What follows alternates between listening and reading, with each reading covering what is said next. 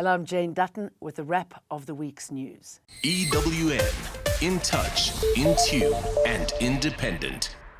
As the country mourns those who lost their lives in the Eastern Cape floods, there's been a worrying level of violence and murder in other parts of the country. Police in KwaZulu-Natal are investigating the suspected kidnapping of TikToker and comedian Simtande Myeza. Myeza was allegedly abducted by an e-hailing driver in the Umbilo area of Durban on Tuesday evening and held at gunpoint by the driver and two other suspects. It is reported that the victim requested services of an e-hailing vehicle. However, the driver drove towards a different direction, and along the way, two other men got into the vehicle and the three men took the victim to a house. The Walter Sisulu University is calling for calm and unity in their community following the murder of a senior staff member. Deputy Vice-Chancellor of Institutional Support and Development, Sinetemba Mpabane, was shot and killed at the entrance of the university's premises yesterday. Mpambane was found in a vehicle with multiple gunshot wounds. The incident reportedly happened at an entrance gate when he was targeted by an unknown assailant. The Vice-Chancellor and Principal, Rishiela Songka, says Mpambane was an excellent leader and a hard worker. Will the US send military hardware to fight Iran? That will be a major turning point in the Israeli war on the Islamic Republic. President Donald Trump has left his intentions on joining the conflict deliberately ambiguous, saying on Wednesday, quote, "I may do it, I may not do it. I mean, nobody knows what I'm going to do. The next week is going to be very big," he added. European foreign ministers have been talking with their Iranian counterpart, hoping to reach a diplomatic solution to the war, which has claimed lives on both sides. Israel, claiming Iran was on the verge of developing a nuclear weapon, launched airstrikes against its arch-enemy a week ago, triggering deadly exchanges. The US Food and Drug Administration has approved Gilead Sciences' twice-yearly injection to prevent HIV, a move the company hailed as a major breakthrough in the fight against the sexually transmitted virus.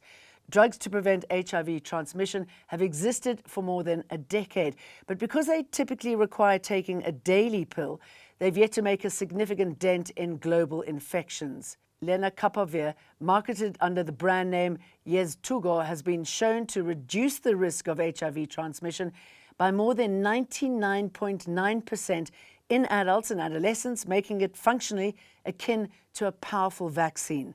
The company conducted two large clinical trials. The first, involving more than 2,000 women in sub-Saharan Africa, resulted in a 100% reduction in infections and demonstrated superiority over the daily oral pill Truvada.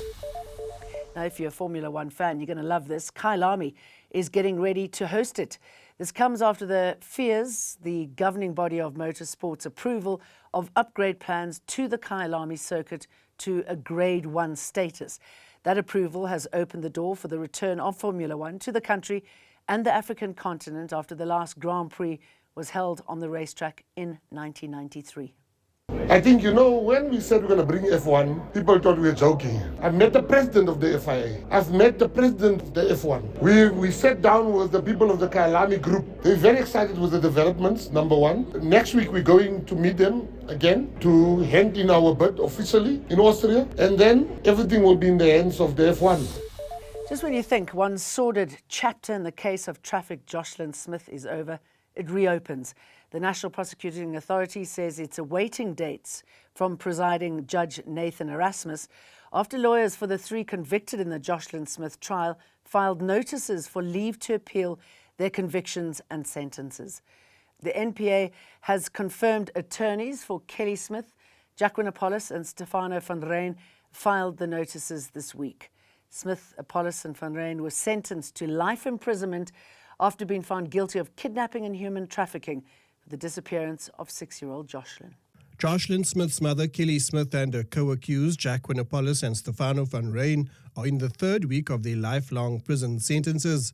Smith, Apollos and van Rijn's attorneys have now filed notices to appeal Erasmus's ruling and sentences. NPA spokesperson Eric Ntabazalila. We can confirm that we've received notices from defense to apply for leave to appeal. Ntabazalila says the NPA is also awaiting a date for the 204 inquiry to determine whether former accused and state witness Laurentia Lombard should be granted indemnity for her role in Joshin's disappearance. Carlo Peterson, Eyewitness News.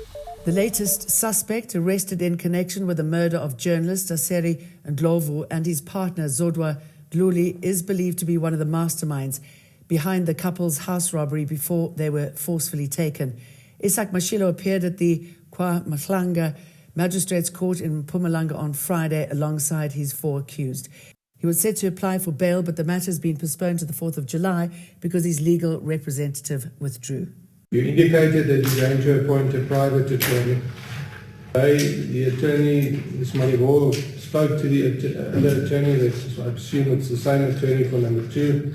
He indicated he's not coming on record for you and therefore she's not ready to proceed with the bail application.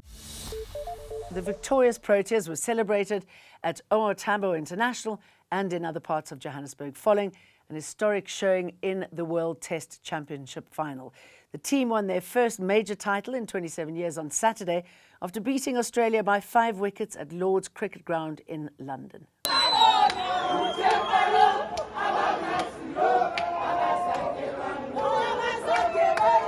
It was a moment many years in the making. Captain Themba Bavuma and his teammates were greeted with deafening cheers following their arrival with the Test Championship mace in hand.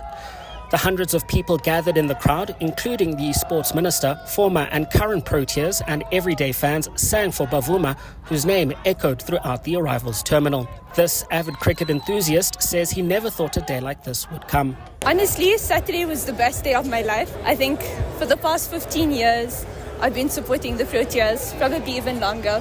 And I've been waiting and waiting and waiting to celebrate this moment. Curious onlookers making their way to catch their flights and taxis to their destinations also shared in the festivities and stopped to take in the spectacle as fans continued to sing familiar South African classics like Shosholoza. Mawande Mateza, Eyewitness News at OR Tambo International Airport. And just remember, you can download our EWN News app and catch us again on Monday. EWN, in touch, in tune, and independent.